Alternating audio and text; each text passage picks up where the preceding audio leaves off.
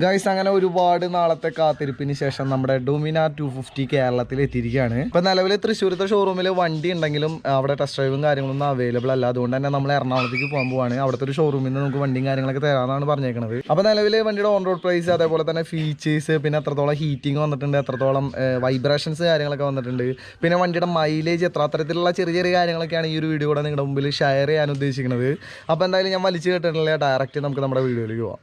Guys അങ്ങനെ നമ്മൾ നമ്മുടെ പാലാരിവട്ടത്തുള്ള പോപ്പുലർ ബജാജിൽ എത്തിയിരിക്കുകയാണ്. ഇതാണ് നമ്മുടെ പുതിയ BS6 എഡിഷൻ, അല്ല പുതിയ ഡൊമിനാർ 250 എന്ന് പറയുന്നത്. ഒരു രക്ഷയില്ല, ഒറ്റ നോട്ടത്തിലൊക്കെ കാണുമ്പോൾ നമുക്ക് ഡൊമിനാർ 400 പോലെ തന്നെയാണ് വണ്ടി തോന്നുക. അപ്പോൾ തന്നെ വണ്ടിയിൽ കയറിയിരിക്കുന്ന സമയത്ത് നമ്മുടെ ഡൊമിനാർ 400ൻ്റെ സെയിം സീറ്റ് ഹൈറ്റ് തന്നെയാണ് ഈ ഒരു മോഡലിലും വന്നിട്ടുള്ളത്. 800 mm ആണ് വണ്ടിയുടെ സീറ്റ് ഹൈറ്റ് എന്ന് പറയുന്നത്. അപ്പോൾ എൻ്റെ ഒരു ഹൈറ്റ് എന്ന് പറയുന്നത് 5.5. എൻ്റെ ഈ ഒരു ഹൈറ്റ് വെച്ചിട്ട് രണ്ട് കാലം കുത്തി എനിക്ക് നിൽക്കാൻ പറ്റുന്നുണ്ട്. ഇതിലും ഹൈറ്റ് കുറഞ്ഞവർക്ക് ചെറിയ തരത്തിലുള്ള ഒരു ബുദ്ധിമുട്ട് സീറ്റ് ഹൈറ്റ് ഉണ്ടാകും. അപ്പോൾ ജസ്റ്റ് ഒന്ന് ടെസ്റ്റ് ഡ്രൈവ് ചെയ്യാൻ ശ്രമിക്കുക. ഓൻ്റെ സൗണ്ടൊന്നും ഒരു രക്ഷയില്ലാടാ. ഡൊമിനാർ 400 പോലെ ആ ഒരു ഹെവിനെസ് ഈ ഒരു ബൈക്കിൽ കയറുന്ന സമയത്ത് തോന്നുന്നില്ലാടാ എനിക്ക്. രണ്ട് വണ്ടികളും തമ്മിൽ ഏകദേശം ഒരു 4 കിലോഗ്രാമിൻ്റെ വ്യത്യാസമുള്ളൂ. 180 കിലോഗ്രാമാണ് ഈ ഒരു വണ്ടിയുടെ ഭാരം എന്ന് പറയുന്നത്. പക്ഷേ ഭയങ്കര ലൈറ്റ് വെയിറ്റ് ആയിട്ടാണ് ഫീൽ ചെയ്യണത്. അത് മാത്രമല്ല നമ്മൾ നല്ലൊരു ഉയരത്തിൽ ഇരുന്ന് ഓടിക്കണ പോലത്തെ ഒരു ഫീലിംഗ് ഉണ്ട് കേട്ടോ വണ്ടിക്ക്. വണ്ടിയിൽ കയറിയിരിക്കുന്ന സമയത്ത് ഈ ഒരു ഷേപ്പിലായിരിക്കും നമ്മുടെ കാലിൻ്റെ പൊസിഷൻ എന്നൊക്കെ പറയുന്നത്. അതായത് നല്ലപോലെ മുട്ട് മടങ്ങിയിട്ട് വേണം ഈ ഒരു ബൈക്കിൽ ഇരിക്കാൻ വേണ്ടിയിട്ട്. ഇപ്പോൾ ഇത്തിരി ഹൈറ്റ് കൂടിയവരൊക്കെ വെച്ചാൽ നല്ലപോലെ സ്പേസും നമുക്ക് ടാങ്കിൻ്റെ ഭാഗത്തൊക്കെ വന്നിട്ടുണ്ട് കേട്ടോ. പിന്നെ സീറ്റിംഗ് പൊസിഷനെ കുറിച്ച് പറയാന്ന് വെച്ചാൽ നമ്മൾ നിവർന്നിരിക്കുന്നത് എങ്ങനെയാണെന്ന് വെച്ചാൽ കുറച്ചും കൂടെ ഫ്രണ്ടിലേക്ക് കുനിഞ്ഞിരുന്നിട്ട് വേണം ഈ ഒരു മോഡൽ ഓടിക്കാൻ. ഡൊമിനാറിന് വന്നിട്ടുള്ള ആ ഒരു സെയിം റൈഡിങ് പൊസിഷൻ തന്നെയാണ് ഈ ഒരു മോഡലിന് വന്നിട്ടുള്ളത്. പിന്നെ അത്യാവശ്യം നല്ല വൈഡ് ആയിട്ടുള്ള ഹാൻഡിൽ ബാർസ് ഒക്കെയാണ് കേട്ടോ. അപ്പോൾ സിറ്റി യൂസിനാണെച്ചാലും അല്ലെങ്കിൽ ഇപ്പോൾ നമ്മൾ ലോങ് റൈഡ് പോകുന്ന സമയത്താണെച്ചാലും വലിയ തരത്തിൽ റൈഡിങ് കംഫർട്ടിൻ്റെ കാര്യത്തിൽ ഈ ഒരു മോഡലിൽ എന്തായാലും നമുക്ക് ബുദ്ധിമുട്ടും കാര്യങ്ങളും ഉണ്ടായിരിക്കില്ല.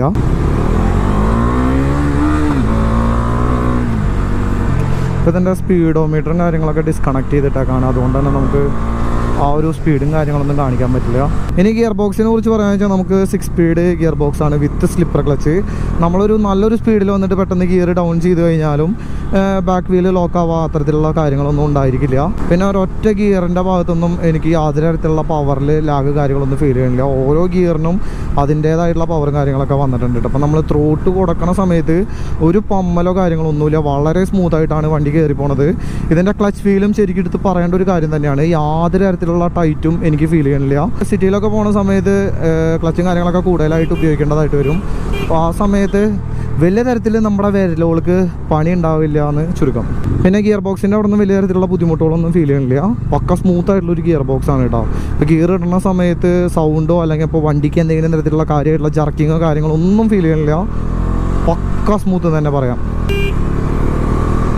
ഇപ്പം നമ്മൾ നല്ലൊരു സ്പീഡിൽ വന്നിട്ട് ഗിയർ പെട്ടെന്ന് ഡൗൺ ചെയ്യണ സമയത്താണെന്ന് വെച്ചാലും കണ്ടോ വേറെ ചാട്ടങ്ങളോ കാര്യങ്ങളൊന്നുമില്ല. വളരെ സ്മൂത്തായിട്ട് തന്നെയാണ് വണ്ടി സ്ലോ ആവണത്.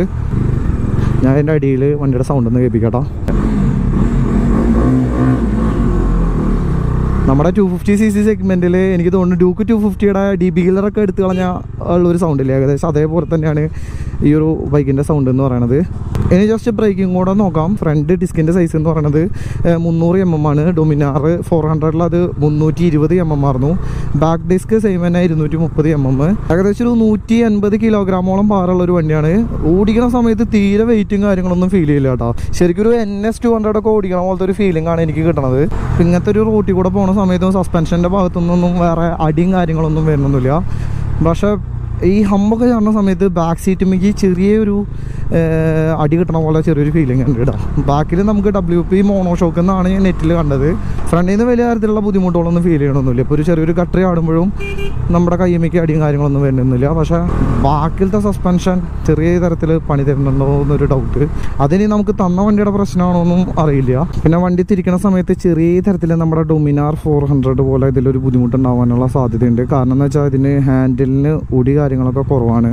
പിന്നെ ഹീറ്റിങ്ങിനെ കുറിച്ചിട്ടും വൈബ്രേഷൻസിനെ കുറിച്ചിട്ടും പറയാൻ ഒരുപാട് പേര് പറഞ്ഞിട്ടുണ്ടായിരുന്നു. നമ്മുടെ ഡ്യൂക്ക് 250നെക്കാളും വൈബ്രേഷൻ ഇത്തിരി കൂടുതൽ പോലെയാണ് എനിക്ക് ഫീൽ ചെയ്യണത്. മാരകമായിട്ടുള്ള വൈബ്രേഷനും കാര്യങ്ങളൊന്നല്ല, എന്നുവെച്ചാലും വൈബ്രേഷൻസ് ഉണ്ട്. അത് ശ്രദ്ധിച്ചാൽ മാത്രമാണ് ശരിക്കും മനസ്സിലാവുള്ളൂ. അതെനിക്കൊരു പോരായ്മ പോലെ തോന്നണമൊന്നുമില്ല. കാരണം എന്ന് വെച്ചാൽ നമ്മളെ അത് വലിയ തരത്തിൽ ബാധിക്കാനുള്ള സാധ്യതയില്ല. പിന്നെ ഹീറ്റിങ്ങിനെ കുറിച്ച് പറയാന്ന് വെച്ചാൽ ഡൊമിനാർ 400 ഉപയോഗിക്കണവർക്കറിയാം വലിയ തരത്തിൽ ഹീറ്റിംഗ് ഇല്ലാത്തൊരു ബൈക്കാണ് നമ്മുടെ ഡൊമിനാർ 400 എന്ന് പറയുന്നത്.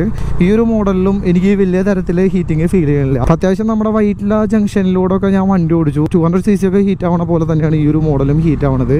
പിന്നെ ഇതെന്ന് പറയുന്നത് ഒരു ലിക്വിഡ് കൂൾഡ് എഞ്ചിനോട് കൂടിയിട്ടുള്ള ഒരു ബൈക്കാണ്. പേടിച്ച്. പിന്നെ ഇതെന്ന് പറയുന്നത് ഒരു ലിക്വിഡ് കൂൾഡ് എഞ്ചിനോട് കൂടിയിട്ടുള്ള ഒരു വണ്ടിയാണ് കേട്ടോ. ഞാൻ വണ്ടി നിർത്തിയിട്ട് വണ്ടിയുടെ മെയിൻ ആയിട്ടുള്ള മാറ്റങ്ങളും സ്പെസിഫിക്കേഷൻസും ഒക്കെ ജസ്റ്റ് പറയാം. അപ്പോൾ അതിന് തന്നെ നമുക്ക് വണ്ടിയുടെ ലുക്കിൽ നിന്ന് തന്നെ തുടങ്ങാം. ലുക്കിൻ്റെ കാര്യത്തിൽ വേറെ യാതൊരു തരത്തിലുള്ള മാറ്റങ്ങളും ഇപ്പോൾ നമുക്ക് പെട്ടെന്ന് നോക്കുന്ന സമയത്ത് മനസ്സിലാവില്ല. എന്നുവെച്ചാൽ നല്ല രീതിയിലുള്ള മാറ്റങ്ങളുണ്ട്. ആ ഒരു ഡൊമിന 250 എന്നുള്ള D250 എന്നുള്ള ആ ഒരു ലോഗോ മാറ്റി വെച്ചിട്ടുണ്ടെങ്കിൽ വലിയ തരത്തിലുള്ള വ്യത്യാസങ്ങൾ സൈഡിൽ നിന്ന് നോക്കുന്ന സമയത്ത് നമുക്ക് ഫീൽ ചെയ്യില്ല. ഇനി ഫ്രണ്ടിലേക്ക് വന്നു കഴിയുമ്പോൾ നമ്മുടെ ഡൊമിനാർ 400 ആ ഒരു സെയിം ലുക്ക് തന്നെയാണ് ഈ ഒരു വണ്ടിയുടെ ഫ്രണ്ടിൽ നിന്നും തോന്നിക്കുക. കാരണം എന്ന് വെച്ചാൽ ആ ഒരു സെയിം LED ഹെഡ്ലാമ്പും സെയിം ഇൻഡിക്കേറ്റേഴ്സും സെയിം ഹാൻഡിൽ ബാർസും സെയിം മിറേഴ്സും ഒക്കെ തന്നെയാണ് ഈ ഒരു മോഡലിലും വന്നിട്ടുള്ളത്. എന്നുവെച്ചാലും ഫ്രണ്ടിൽ നല്ല തരത്തിലുള്ള മാറ്റങ്ങളുണ്ട്. അതിൽ ആദ്യത്തെ ഒരു കേസ് എന്ന് പറയുന്നത് ടയറും വീലും കാര്യങ്ങളൊക്കെയാണ്. അത് ഞാൻ ആ ഒരു സെക്ഷൻ ആവുന്ന സമയത്ത് കൂടുതൽ ഡീറ്റെയിൽ ആയിട്ട് പറയാം. ഇപ്പോൾ ഡൊമിനാർ 400 43 mm ആയിരുന്നു ഈ ഒരു 4Kന്റെ സൈസും കാര്യങ്ങളൊക്കെ. പക്ഷേ 250ലേക്ക് വന്നു കഴിഞ്ഞപ്പോൾ അത് 37 mm ആയിട്ട് ചുരുങ്ങിയിട്ടുണ്ട് കേട്ടോ. ഇനി ബാക്കിലേക്ക് വന്നു കഴിയുമ്പോഴും നമുക്ക് ആ ഒരു ഡൊമിനാർ 400 ഉണ്ടായിരുന്ന സെയിം LED ടൈൽ ലാമ്പും ഗ്രാബ് റെയിലും കാര്യങ്ങളൊക്കെ തന്നെയാണ് ഈ ഒരു മോഡലിലും വന്നിട്ടുള്ളത്. ബാക്കിലത്തെ ടൈലിലും വലിയ തരത്തിലുള്ള മാറ്റങ്ങളൊന്നുമില്ല. പിന്നെ ഈ ഒരു റിഫ്ലക്ടറും കാര്യങ്ങളൊക്കെ 2019 ലാസ്റ്റോട് കൂടിയിട്ട് നമ്മുടെ ഡൊമിനാർ 400 വന്നിട്ടുള്ള ഒരു സംഭവമാണ്. ആ ഒരു സംഭവം ഇതിൽ ഈ ഒരു മോഡലിലും കാണാം. അപ്പോൾ ബാക്കിൽ നിന്ന് നോക്കുന്ന സമയത്ത് ഈ ഒരു ഏരിയ വരെ വലിയ തരത്തിലുള്ള മാറ്റങ്ങൾ നിങ്ങൾക്ക് ഫീൽ ചെയ്യില്ല. പക്ഷേ നല്ല കാര്യമായിട്ടുള്ള മാറ്റങ്ങൾ 250 വന്നിട്ടുണ്ട്. അതിൽ ആദ്യത്തെ ഒരു കേസ് എന്ന് വെച്ചാൽ ഈ ഒരു മോഡലിൽ നമുക്ക് NS200 ഒക്കെ പോലെ തന്നെ നോർമൽ ആയിട്ടുള്ള സിംഗാമും കാര്യങ്ങളൊക്കെ തന്നെയാണ് വന്നിട്ടുള്ളത്. പിന്നെ NS-നാളും കുറച്ച് താഴേക്കാണ് ഇതിൻ്റെ ചെയിൻ അഡ്ജസ്റ്റർ കാര്യങ്ങളൊക്കെ വന്നിട്ടുള്ളത്. അതായത് NS-ലൊക്കെ ഒരു റൗണ്ട് ഷേപ്പിൽ നിങ്ങൾ ചിലപ്പോൾ കണ്ടിട്ടുണ്ടാവും. പക്ഷേ ഈ ഒരു മോഡലിൽ നമുക്ക് നോർമൽ ആയിട്ടുള്ള ബൈക്കുകളൊക്കെ പോലെ തന്നെ ചെയിനും കാര്യങ്ങളൊക്കെ അഡ്ജസ്റ്റ് ചെയ്യേണ്ടതായിട്ട് വരും. പിന്നെ നമുക്ക് സീറ്റിൻ്റെ ആ ഒരു ഭാഗം കൂടി എടുത്ത് നോക്കാം. ഡൊമിനാർ 400 വന്നിട്ടുള്ള ആ ഒരു സെയിം സ്പ്ലിറ്റ് സീറ്റ് തന്നെയാണ് ഈ ഒരു മോഡലിലും വന്നിട്ടുള്ളത്. അത്യാവശ്യം നല്ല സോഫ്റ്റ് ആയിട്ടുള്ള സീറ്റും കാര്യങ്ങളൊക്കെ തന്നെയാണ് കേട്ടോ. സോഫ്റ്റ്നെസ് മാത്രമല്ല അത്യാവശ്യം നല്ല വീതി കൂടിയിട്ടുള്ള സീറ്റും കൂടിയാണ്. ഞാൻ ലഡാക്കിലൊക്കെ പോകുന്ന സമയത്ത് കണ്ടിന്യൂസ് ആയിട്ട് ഒരു 500 കിലോമീറ്റർ ഓടിച്ചിട്ടും എനിക്ക് ഫ്രണ്ട് സീറ്റിൻ്റെ ഭാഗത്ത് നിന്ന് വേറെ യാതൊരു തരത്തിലുള്ള ബുദ്ധിമുട്ടുകളും കാര്യങ്ങളൊന്നും ഫീൽ ചെയ്തിട്ടില്ല. അതായത് ഒരു ജെൽ ബാഗോ എയർ ബാഗോ ഇല്ലാണ്ട് നമുക്ക് കണ്ടിന്യൂസ് ആയിട്ട് ഒരു 500 കിലോമീറ്റർ ഓടിച്ചാലും യാതൊരു തരത്തിലും മടുപ്പ് തോന്നാത്ത തരത്തിലുള്ള ഒരു സീറ്റാണ് ഈ ഒരു മോഡലിന്റെ ഫ്രണ്ടിൽ വന്നിട്ടുള്ളത്. ഇനി ബാക്കിലേക്ക് വന്നു കഴിയുമ്പോൾ അത്യാവശ്യം വീതി കുറഞ്ഞിട്ടുള്ള ഒരു സീറ്റാണ് ബാക്കിൽ വന്നിട്ടുള്ളത്. ഡൊമിനാറിന്റെ ലോഗം കാര്യങ്ങളൊക്കെ ഇവിടെ കാണാനുണ്ട്. വീതി കുറവ് മാത്രമല്ല കേട്ടോ. ഇപ്പോൾ ഒരു കണ്ടിന്യൂസ് ആയിട്ട് ഒരു 300 കിലോമീറ്ററിനൊക്കെ മേലെ ഓടിച്ചിട്ടുണ്ടെങ്കിൽ നല്ല തരത്തിൽ ബാക്ക് പെയിൻ സീറ്റിന്റെ ഭാഗത്ത് നിന്ന് ഉണ്ടാവാനുള്ള സാധ്യത ഉണ്ട്. ഇത് എനിക്ക് പേഴ്സണലായിട്ട് തോന്നിയിട്ടുള്ള ഒരു എക്സ്പീരിയൻസ് ആണ് കേട്ടോ. ഇപ്പോൾ ആക്സിലേറ്റർ കൊടുക്കുന്ന സമയത്ത് ആ ഒരു മാരകമായിട്ടുള്ള ഇനീഷ്യൽ പുള്ളിംഗ് ഒന്നും ഈ ഒരു ബൈക്കിന്റെ ഭാഗത്ത് നിന്ന് എനിക്ക് ഫീൽ ചെയ്തിട്ടില്ല. അതുകൊണ്ട് തന്നെ ഇപ്പോൾ ലോക്കൽ യൂസിനൊന്നും വലിയ തരത്തിലുള്ള ബുദ്ധിമുട്ട് ബാക്ക് സീറ്റിന്റെ ഭാഗത്ത് നിന്ന് ഉണ്ടാവാനുള്ള സാധ്യതയില്ല. ഇപ്പോൾ 2019 ലാസ്റ്റോട് കൂടിയിട്ടാണ് നമുക്ക് ബാക്ക് സീറ്റിന്റെ അടിയിൽ ടൈഡി കാര്യങ്ങളൊക്കെ വന്നിട്ടുണ്ടായിരുന്നത്. അതായത് ലഗേജും കാര്യങ്ങളൊക്കെ കിട്ടിയിരിക്കാൻ വേണ്ടിയിട്ട് ആ ഒരു സംഭവം നമുക്ക് ഈ ഒരു മോഡലിലും ഇൻബിൽഡ് ആയിട്ട് കൊടുത്തിട്ടുണ്ട്. പിന്നെ ഗ്രാബ് റെയിലുകളെ കുറിച്ച് പറയാന്ന് വെച്ചാൽ കുഴപ്പമില്ല എന്ന് മാത്രമാണ് പറയാൻ പറ്റുള്ളൂ. അത്ര യൂസ്ഫുൾ ആയിട്ടുള്ള ഗ്രാബ് റെയിലാണ് ഇതെന്ന് എനിക്ക് തോന്നുന്നില്ല. അപ്പോൾ നിലവിൽ എന്തായാലും നിങ്ങൾ ലോങ് റൈഡ് ഒക്കെ പോകണമെന്നുണ്ടെങ്കിൽ ഈ ഒരു ഗ്രാബ് റെയിൽ മാറ്റിയിട്ട് പകരം കസ്റ്റം ഗ്രാബ് റെയിലും കാര്യങ്ങളൊക്കെ കയറ്റേണ്ടതായിട്ട് വരും. കാരണം എന്താ വെച്ചാൽ വലിയ തരത്തിലുള്ള സ്പേസോ കാര്യങ്ങളൊന്നും ഈ ഒരു ഗ്രാബ് റെയിലിന്റെ ഭാഗത്തുനിന്നില്ല. പിന്നെ എത്ര സ്ട്രോങ് ആണെന്ന് പറഞ്ഞാലും നമുക്കൊരു കംഫേർട്ട് കിട്ടാത്ത രീതിയിലുള്ള ഒരു ഗ്രാബ് റെയിൽ തന്നെയാണ് എനിക്ക് തോന്നുന്നത് കേട്ടോ. ഇതെൻ്റെ പേഴ്സണൽ ആയിട്ടുള്ള ഒരു അഭിപ്രായമാണ്. നിങ്ങളുടെ അഭിപ്രായം നിങ്ങൾക്ക് കമൻറ്റ് ചെയ്യാം. പക്ഷേ ഇതിൻ്റെ ഈ ഒരു ടൈൽ ടൈഡി കാര്യങ്ങളൊക്കെ അത്യാവശ്യം നല്ലൊരു ഫീച്ചർ തന്നെയാണ്. പിന്നെ ആദ്യമേ പറയേണ്ട ഒരു കാര്യം പറയാൻ മറന്നുപോയി. അതായത് വണ്ടിയുടെ എഞ്ചിൻ സൈഡ് എടുത്ത് നോക്കുന്ന സമയത്ത് നമുക്ക് 248.77 cc സിംഗിൾ സിലിണ്ടർ DOHC എഞ്ചിനാണ് ഈ ഒരു മോഡലിൽ വന്നിട്ടുള്ളത്. ഇപ്പോൾ ഡൊമിനാർ 400 വെച്ച് കമ്പയർ ചെയ്യുന്ന സമയത്ത് ആ ഒരു മോഡലിൽ നമുക്ക് ട്രിപ്പിൾ സ്പാർക്ക് ആയിരുന്നു. പക്ഷേ ഈ ഒരു മോഡലിന് നമുക്ക് ട്വിൻ സ്പാർക്കാണ് വന്നിട്ടുള്ളത്. ഇനി പവർ എടുത്ത് നോക്കുന്ന സമയത്ത് നമുക്ക് 8500 RPM ഈ ഒരു വണ്ടിയുടെ മാക്സിമം പവർ കിട്ടുക. അതായത് 27 bhp ആണ് ഈ ഒരു വണ്ടിയുടെ പവർ എന്ന് പറയുന്നത്. മറ്റുള്ള 250cc ബൈക്കുകളൊക്കെ വെച്ച് കമ്പയർ ചെയ്യുന്ന സമയത്ത് പവർ ഒരു പൊടിക്ക് കുറവാണ്. പക്ഷേ വണ്ടിയുടെ ടോപ്പ് ആൻഡ് പെർഫോമൻസ് ഒരു രക്ഷയില്ല. കാരണം എന്ന് വെച്ചാൽ നിങ്ങൾക്കിപ്പോൾ NS200 തന്നെ നിങ്ങൾക്ക് അറിയാൻ പറ്റും 138 സിമ്പിളായിട്ട് ആ ഒരു ബൈക്കിൽ കയറി പോവാം. അപ്പോൾ ഇതൊരു 250cc ബൈക്കാണ്, ഇതൊരു ബജാജിൻ്റെ ബൈക്കാണ്. അപ്പോൾ എന്തായാലും നല്ല തരത്തിലുള്ള ഒരു ടോപ്പ് ആൻഡ് ഈ ഒരു മോഡലിൻ്റെ ഭാഗത്തുനിന്ന് നമുക്ക് പ്രതീക്ഷിക്കാം. പിന്നെ ടോർക്ക് എടുത്ത് നോക്കുന്ന സമയത്ത് 6500 RPM, അതായത് ഒരു മിഡ് റേഞ്ചിലാണ് ഈ ഒരു വണ്ടിയുടെ മാക്സിമം ടോർക്ക് ശരിക്കും ഉൽപ്പാദിപ്പിക്കുക. 24.5 Nm ആണ് ഈ ഒരു വണ്ടിയുടെ ടോർക്ക് എന്ന് പറയുന്നത്. ഒരു മിഡ് റേഞ്ചിലും ടോപ്പ് എൻഡിലൊക്കെ നല്ല തരത്തിലുള്ള ഒരു പെർഫോമൻസ് തന്നെ വണ്ടിയുടെ ഭാഗത്തുനിന്ന് ഉണ്ട് തന്നെ പറയാം കേട്ടോ. അപ്പോൾ ഇനീഷ്യലി നിങ്ങൾക്ക് വലിയ തരത്തിലുള്ള പവറുള്ള ഒരു ബൈക്കാണ് ഓടിക്കണമെന്ന് തോന്നില്ല. എന്നാൽ ഒരു മിഡ് റേഞ്ച് ഒക്കെ കഴിഞ്ഞിട്ടുണ്ടെങ്കിൽ ഒരു 7000 RPM മേലേക്ക് നല്ല ഒരു പെർഫോമൻസ് തന്നെയാണ് വണ്ടിയുടെ എഞ്ചിൻ്റെ ഭാഗത്തുനിന്ന് ഫീൽ ചെയ്യുന്നത്. ലുക്കിനെ കുറിച്ച് പറയാന്ന് വെച്ചാൽ ഒരു രക്ഷയില്ലാത്ത ഒരു കളർ വേരിയൻ്റ് ആണ് ഇപ്പോൾ നിങ്ങൾ കണ്ടുകൊണ്ടിരിക്കുന്നത്. നേരിട്ട് കാണുമ്പോൾ നിങ്ങൾക്ക് ഇത്തിരി കൂടെ ഒരു ഐഡിയ കിട്ടും. ഇതാണ് നമ്മുടെ രണ്ടാമത്തെ കളർ വേരിയന്റ് എന്ന് പറയുന്നത്. ഇത് എന്ന് പറയുന്നത് ഒരു മാറ്റ് ഫിനിഷോട് കൂടിയിട്ടുള്ള ഒരു ബൈക്ക് തന്നെയാണ്. ഡൊമിനാർ 400 ഒരു ഗ്രീൻ കളർ ഉണ്ടായിരുന്നു. ഏറ്റവും കൂടുതൽ ആൾക്കാർക്ക് ഇഷ്ടപ്പെട്ടിട്ടുണ്ടായിരുന്ന ഒരു കളറായിരുന്നു ആ ഒരു ഗ്രീൻ എഡീഷൻ എന്ന് പറയുന്നത്. ആ ഒരു എഡീഷൻ നമുക്ക് 250 സെഗ്മെന്റിൽ വന്നിട്ടില്ല. ഇപ്പോൾ ഈ രണ്ട് കളറിൽ മാത്രമല്ല കേട്ടോ, ചെറിയ തരത്തിലുള്ള വ്യത്യാസങ്ങളൊക്കെ ഈ രണ്ട് ബൈക്കുകളും തമ്മിലുണ്ട്. അതിൽ ആദ്യത്തെ ഒരു കേസ് എന്ന് വെച്ചാൽ ഈ ഒരു മോഡലിൽ നമുക്ക് യൂറോ ഗ്രിപ്പിൻ്റെ ടയേഴ്സും കാര്യങ്ങളൊക്കെയാണ് ഫ്രണ്ടിലും ബാക്കിലും ആയിട്ട് വന്നിട്ടുള്ളത്. നിങ്ങൾക്കിപ്പോൾ നോക്കിയാൽ തന്നെ മനസ്സിലാവും ആ ഒരു പാറ്റേണിലുള്ള വ്യത്യാസം കാര്യങ്ങളൊക്കെ. ഇനി ഈ ഒരു മോഡലിലേക്ക് വന്നു കഴിഞ്ഞപ്പോൾ നമുക്ക് MRFൻ്റെ നൈലോൺ ടയേഴ്സാണ് ആണ് കേട്ടോ ഈ ഒരു ബൈക്കിൽ കൊടുത്തിട്ടുള്ളത്. ആ ഒരു പാറ്റേണിൽ വന്നിട്ടുള്ള വ്യത്യാസം നിങ്ങൾക്ക് ഇപ്പോൾ മനസ്സിലായിട്ടുണ്ടാവും. ഇനി നമുക്ക് വണ്ടിയിൽ കയറി നിന്നിട്ട് ബാക്കിയുള്ള ഡീറ്റെയിൽസ് നോക്കാം. സീറ്റ് ഹൈറ്റിനെ കുറിച്ച് ഞാൻ പറഞ്ഞിട്ടുണ്ടായിരുന്നു. നമുക്ക് ഈ ഒരു മോഡലിലും സൈഡ് സ്റ്റാൻഡ് ഇൻഡിക്കേഷനും കാര്യങ്ങളൊക്കെ വന്നിട്ടുണ്ട്. ഡൊമിനാർ 400 അപ്ഡേറ്റ് ചെയ്ത് വന്ന ഒരു സെയിം സൈഡ് സ്റ്റാൻഡും കാര്യങ്ങളൊക്കെ തന്നെയാണ് ഈ ഒരു മോഡലിലും വന്നിട്ടുള്ളത്. ഇതിൻ്റെ സൈഡ് സ്റ്റാൻഡിൻ്റെ വാണിങ്ങും കാര്യങ്ങളൊക്കെ ഈ ഒരു ഭാഗത്തായിട്ടാണ് കേട്ടോ കാണിക്കുക. ഇനി എന്തായാലും നമുക്ക് മീറ്ററിൻ്റെ ഒരു ഭാഗം കൂടെ എടുത്ത് നോക്കാം. മീറ്ററിൻ്റെ ഭാഗത്തേക്ക് പോകുന്ന സമയത്ത് എനിക്ക് ചെറിയ തരത്തിലുള്ളൊരു നെഗറ്റീവ് പോലെ ഫീൽ ചെയ്തു. കാരണം എന്താ വെച്ചാൽ ഒരുപാട് ഓപ്ഷൻസ് മീറ്ററിൽ മിസ്സിംഗ് ആണ്. ഇപ്പോൾ നിലവിൽ നമ്മുടെ BS6 എഡീഷൻ ഡൊമിനാർ 400 വെച്ച് കമ്പയർ ചെയ്യുന്ന സമയത്ത് ഗിയർ പൊസിഷൻ ഇൻഡിക്കേറ്റർ പോലും നമുക്ക് മീറ്ററിൽ വന്നിട്ടില്ല. വളരെ ബേസ് ആയിട്ടുള്ള ഓഡോമീറ്റർ, അതേപോലെ തന്നെ ട്രിപ്പ് 1 ട്രിപ്പ് 2, പിന്നെ ഇവിടെ ടൈം, ഇവിടെ ഫ്യൂൽ ഗേജ്, ഇവിടെ സ്പീഡ്, ഇവിടെ ടാക്കോമീറ്റർ, അത്രയും ബേസ് ആയിട്ടുള്ള ഒരു മീറ്ററാണ് ഈ ഒരു മോഡലിൽ കൊടുത്തിട്ടുള്ളത്. നമുക്ക് ഈ ഒരു സൈഡിലായിട്ട് കുറച്ച് വാർണിംഗ് ലാമ്പുകളും വന്നിട്ടുണ്ട്. ഒരു നെഗറ്റീവ് LCD മീറ്ററാണ്. എന്നാലും കുറച്ചും കൂടെ ഓപ്ഷൻസ് കാര്യങ്ങളൊക്കെ കൊടുക്കാറുണ്ട്. ഇപ്പോൾ BS6 എഡീഷനിൽ ബ്ലൂടൂത്ത് കണക്ടിവിറ്റി വരെ കൊണ്ടുവന്നിട്ടുള്ള ഈ ഒരു കാലഘട്ടത്തിൽ ഗിയർ പൊസിഷൻ ഇൻഡിക്കേറ്റർ പോലും ഇല്ല എന്ന് പറയുന്നത് ചെറിയ തരത്തിൽ എനിക്കൊരു പോരായ്മ പോലെ ഫീൽ ചെയ്തു. അപ്പോൾ മീറ്ററിൻ്റെ കാര്യത്തിൽ എടുത്ത് പറയാൻ മാത്രമുള്ള കാര്യങ്ങളൊന്നും ഉണ്ടെന്ന് എനിക്ക് തോന്നുന്നില്ല. ഇനി സ്വിച്ചുകളുടെ ഭാഗത്ത് എടുത്ത് നോക്കുന്ന സമയത്ത് നമുക്ക് എഞ്ചിൻ ഓൺ ഓഫിൻ്റെ ഒരു സ്വിച്ച് വന്നിട്ടുണ്ട്. പിന്നെ ഇതെന്ന് പറയുന്നത് ഹെഡ്ലൈറ്റിൻ്റെ ഉള്ളിലത്തെ LED സ്വിച്ച് ചെയ്യാൻ വേണ്ടിയിട്ടുള്ള ഒരു സ്വിച്ചാണ്. പിന്നെ തൊട്ട് താഴെയായിട്ട് നമുക്ക് സെൽഫ് സ്റ്റാർട്ട് വന്നിട്ടുണ്ട്. പിന്നെ ഇപ്പുറത്തെ സൈഡിലേക്ക് പോയി കഴിയുമ്പോൾ നമുക്ക് പാസ്, ഡിമ്മ്, ബ്രൈറ്റ്, ഇൻഡിക്കേറ്റർ, അതേപോലെ തന്നെ ഹോൺ. നോർമലായിട്ടുള്ള ഒരു ഹോൺ തന്നെയാണ്. അത്യാവശ്യം നല്ല സ്ട്രോങ് ആയിട്ടുള്ള 2 മിറേഴ്സാണ് ഈ ഒരു ബൈക്കിൽ വന്നിട്ടുള്ളത്.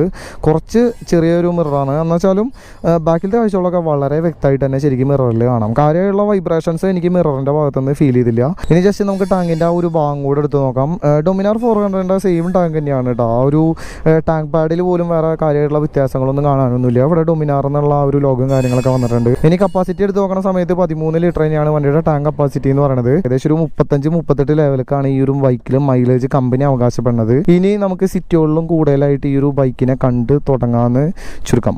പിന്നെ ഡൊമിനാർ 400 നമ്മൾ മോഡിഫൈ ചെയ്യില്ലേ, സെപ്പറേറ്റ് ക്രാഷ് ഗാർഡൊക്കെ വെച്ചിട്ട്, അത്തരത്തിൽ എല്ലാ തരത്തിലുള്ള മോഡിഫിക്കേഷൻ നമുക്ക് ഈ ഒരു മോഡലിലും ചെയ്യാൻ പറ്റൂട്ടോ. ഇനി എന്തായാലും നമുക്ക് വീലിൻ്റെ ആ ഒരു ഭാഗം കൂടി എടുത്ത് നോക്കാം. വീലിൻ്റെ ഭാഗത്തേക്ക് പോകാനായിട്ട് മുമ്പ് വണ്ടിയുടെ മഡ് ഗാർഡിൽ ചെറിയ തരത്തിലുള്ള മാറ്റങ്ങളൊക്കെ വന്നിട്ടുണ്ട്. നമുക്ക് സസ്പെൻഷനെ കവർ ചെയ്യണ തരത്തിലുള്ള ഒരു പ്രൊട്ടക്ഷൻ കൊടുക്കുന്ന രീതിയിലുള്ള ഒരു മഡ് ഗാർഡാണ് ഈ ഒരു ബൈക്കിൻ്റെ ഫ്രണ്ടിൽ വന്നിട്ടുള്ളത്. ഇനി വീലിൻ്റെ ഭാഗം എടുത്ത് നോക്കുന്ന സമയത്ത് 17 ഇഞ്ച് തന്നെയാണ് വീലിൻ്റെ സൈസ് എന്ന് പറയുന്നത്. പക്ഷേ കുറച്ച് വലിപ്പം കുറഞ്ഞുള്ള ടയറും കാര്യങ്ങളൊക്കെയാണ് ഈ ഒരു മോഡലിൽ വന്നിട്ടുള്ളത്. എനിക്ക് തോന്നുന്നു ഈ ഒരു പ്രൈസ് ടാഗിൽ വെച്ചിട്ടുള്ള ഏറ്റവും വലിപ്പം കുറഞ്ഞിട്ടുള്ള ടയേഴ്സാണ് ഈ ഒരു മോഡലിൽ കൊടുത്തിട്ടുള്ളതെന്ന്. ഇതിൻ്റെ ഫ്രണ്ട് ടയറിൻ്റെ സൈസ് എന്ന് പറയുന്നത് 100-80 ആണ്. നേരത്തെ പറഞ്ഞ പോലെ തന്നെ നൈലോണാണ് സ്റ്റോക്ക് ടയേഴ്സ് എന്ന് പറയുന്നത്. MRFിൻ്റെ സ്റ്റോക്ക് ടയേഴ്സാണ്. മിനിമം നമ്മുടെ ഡ്യൂക്ക് 200 വന്നിട്ടുള്ള ഒരു സൈസ് ടയർ ഇതിനും കൊടുക്കാറുന്നു എന്ന് ചെറിയൊരു അഭിപ്രായമാണ് കേട്ടോ എൻ്റെ. അത് കൊടുക്കാറുന്നു എന്ന് തോന്നി. കാരണം എന്ന് വെച്ചാൽ ഓൾറെഡി ഡൊമിനാർ 400 കിടക്കുന്നത് ആ ഒരു ബൈക്കിൻ്റെ കപ്പാസിറ്റിക്ക് അനുസരിച്ചിട്ടുള്ള ഒരു ടയറല്ല. ഡൊമിനാർ 250 അത്തരത്തിൽ ഈ ഒരു വണ്ടിയുടെ കപ്പാസിറ്റിക്ക് അനുസരിച്ചിട്ടുള്ള ടയറല്ല കൊടുത്തേക്കണമെന്ന് തോന്നി. എന്നുവെച്ചാൽ നമുക്ക് അലോയ്സൊക്കെ മാറിയിട്ട് ആ ഒരു സെയിം സൈസിലുള്ള ടയറും കാര്യങ്ങളൊക്കെ ഈ ഒരു മോഡലിലും കൊടുക്കാം കേട്ടോ. ഇനി ബാക്കിലേക്ക് വന്നു കഴിയുമ്പോഴും നമുക്ക് ആ ഒരു ക്രോം കട്ടിങ്ങും കാര്യങ്ങളൊന്നും ഇല്ലാത്ത നോർമൽ അലോയ്സോട് കൂടിയിട്ടുള്ള ട്യൂബ്ലെസ് ടയേഴ്സ് തന്നെയാണ് ബാക്കിലും വന്നിട്ടുള്ളത്. ബാക്ക് ടയറിന്റെ സൈസും കുറച്ച് കുറവാണ്. അതായത് 130-70 ആണ് ബാക്ക് ടയറിന്റെ സൈസ് എന്ന് പറയുന്നത്. നമ്മുടെ സ്റ്റാൻഡേർഡ് 350 പെട്ടെന്ന് ബാക്കിൽ നിന്ന് നോക്കുന്ന സമയത്ത് തോന്നുന്ന പോലെ തന്നെ ഒരു ആനയ്ക്ക് കുതിരക്കാല് കൊടുത്ത പോലെയാണ് ശരിക്കും തോന്നാം. എന്തായാലും നിങ്ങൾ ഈ ഒരു വണ്ടി വാങ്ങാൻ പ്ലാൻ ഉണ്ടെങ്കിൽ ബാക്ക് ടയറും ആ ഒരു അലോയോട് കൂടിയിട്ട് ബാക്ക് ടയറും കാര്യങ്ങളൊക്കെ മാറാൻ ശ്രമിക്കുക. അല്ലെങ്കിൽ ബാക്കിൽ നിന്നൊക്കെ നോക്കുന്ന സമയത്ത് ഭയങ്കര ബോറാണ് കേട്ടോ. ഭയങ്കര വലിപ്പമുള്ള ബാക്ക് സൈഡും അതിന് താഴെയായിട്ട് ചെറിയ ഈ ഒരു സൈസിലുള്ള ടയറും അത്തരത്തിലാണ് എനിക്ക് ഫീൽ ചെയ്യണത്. നിങ്ങളുടെ അഭിപ്രായം എന്താണെന്ന് വെച്ചാൽ നിങ്ങൾ കമൻറ്റ് ചെയ്യുക. ഇനി ബ്രേക്കിങ്ങിൻ്റെ ആ ഒരു ഭാഗം കൂടെ നോക്കാം. നമുക്ക് നിലവിൽ ഡുവൽ ചാനൽ ABSോട് കൂടിയിട്ടുള്ള ഡിസ്ക് ബ്രേക്സ് ആണ് ഈ ഒരു മോഡലിൽ വന്നിട്ടുള്ളത്. സ്വിച്ചബിൾ ABSും കാര്യങ്ങളൊന്നും അല്ല കേട്ടോ. അപ്പോൾ ഡ്യൂക്ക് 215 വെച്ച് കമ്പയർ ചെയ്യുന്ന സമയത്ത് നമുക്ക് സ്വിച്ചബിൾ ABS ആക്കിയിട്ടുണ്ട് BS6 എഡീഷനിൽ. പക്ഷേ ഇതിൽ നോർമലായിട്ടുള്ള ABSും കാര്യങ്ങളൊക്കെ തന്നെയാണ്. ഡൊമിനാർ 400 വെച്ച് കമ്പയർ ചെയ്യുന്ന സമയത്ത് ഞാൻ സ്റ്റാർട്ടിങ്ങിൽ പറഞ്ഞിട്ടുണ്ടായിരുന്നില്ല 300 mm ആണ് ഈ ഒരു ബൈക്കിൻ്റെ ഡിസ്കിൻ്റെ സൈസ് എന്ന് പറയുന്നത് ഫ്രണ്ടിൽ. പക്ഷേ 180 കിലോഗ്രാമോളം ഭാരമുള്ള ഒരു വണ്ടിയാണ്. പക്ഷേ വണ്ടിയുടെ വെയിറ്റ് റേഷ്യോ വെച്ച് കമ്പയർ ചെയ്യുന്ന സമയത്ത് ബ്രേക്കിംഗ് കുറച്ചും കൂടെ മെച്ചപ്പെടുത്താറുന്നു എന്ന് തോന്നി. ഇനി ഗ്രൗണ്ട് ക്ലിയറൻസ് എടുത്ത് നോക്കുന്ന സമയത്ത് നല്ലൊരു ഹമ്പ് ചാടിയാലും വലിയ തരത്തിലുള്ള അടിഭാഗം ഒരയാനുള്ള സാധ്യതയും കാര്യങ്ങളൊന്നുമില്ല. പിന്നെ ഈ ഒരു ഭാഗത്തായിട്ട് നല്ലപോലെ സ്പേസും കാര്യങ്ങളൊക്കെ ഫ്രീ ആയിട്ട് കിടക്കണ പോലെ ഫീൽ ചെയ്തു. കാരണം എന്ന് വെച്ചാൽ ഡൊമിനാർ 400 ചെറിയൊരു ഭാഗം കൂടുതലുണ്ടായിരുന്നു. ആ ഒരു ഭാഗം 250 ഒഴിവാക്കിയിട്ടുണ്ട്. പിന്നെ എക്സിസ്റ്റൻ്റ് ആ ഒരു ഭാഗം ഒരു രക്ഷയില്ലാട്ട. ഈ ഒരു ലുക്ക് പോലെ തന്നെ അടാറ് സൗണ്ടാണ് ഈ ഒരു ബൈക്കിൻ്റെ എന്ന് പറയുന്നത്. ഒരു രക്ഷയില്ല എന്ന് വെച്ചാൽ ഒരു രക്ഷയില്ല. നിങ്ങൾക്ക് ഇതിൻ്റെ ലുക്ക് കാണുമ്പോൾ തന്നെ മനസ്സിലായിട്ടുണ്ടാവും ഡൊമിനാർ 400 സെയിം എക്സിസ്റ്റും കാര്യങ്ങളൊക്കെ തന്നെയാണ്. സൗണ്ടും ആ ഒരു സെയിം ഇതിൽ തന്നെ ആയിരിക്കുന്നത് ഞാൻ സ്വപ്നത്തിൽ പോലും വിചാരിച്ചിട്ടുണ്ടാകുന്നില്ല. ഞാൻ ജസ്റ്റ് വണ്ടിയുടെ സൗണ്ട് ഒന്ന് കേൾപ്പിക്കാം കേട്ടോ.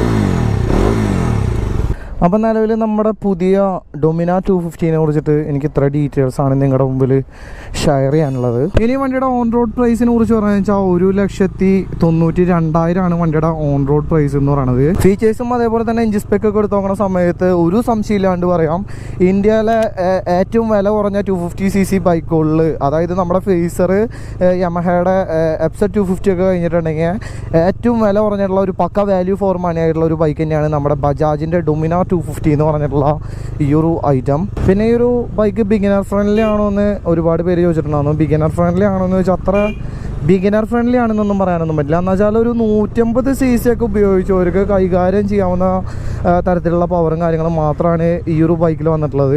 നമ്മുടെ ഡ്യൂക്ക് 250 ഒക്കെ പോലെ നമ്മളെ വലിച്ചു കൊണ്ടുപോകണ പോലത്തെ ഒരു പവറൊന്നും ഈ ഒരു ബൈക്കിൽ പ്രതീക്ഷിക്കരുത്. അത്യാവശ്യം നല്ല പോലെ പവർ ആവശ്യമുള്ളവർ എന്തായാലും ഡ്യൂക്ക് 250 തന്നെ എടുക്കേണ്ടി വരും. സമാധാനപരമായിട്ട് വലിയ തരത്തിലുള്ള സ്പീഡും കാര്യങ്ങളൊന്നും വേണ്ടെന്നുള്ളവർക്ക് ധൈര്യമായിട്ട് ഈ ഒരു ബൈക്ക് പോയിട്ട് എടുക്കാം. നിലവിൽ ഇന്ത്യയിലെ തന്നെ ഏറ്റവും വില കുറഞ്ഞിട്ടുള്ള ഒരു 6 സ്പീഡ് ഗിയർ ബോക്സോട് കൂടിയുള്ള 250cc ബൈക്കും കൂടിയാണ് കേട്ടോ നമ്മുടെ ഡൊമിന 250 എന്ന് പറയുന്നത്. ഫീച്ചേഴ്സ് വെച്ച് കമ്പയർ ചെയ്യുന്ന സമയത്തും എപ്സെറ്റും അതേപോലെ തന്നെ നമ്മുടെ ഫേസർ 250 ഈ ഒരു ബൈക്കായിട്ട് കമ്പയർ ചെയ്യാൻ പറ്റില്ല.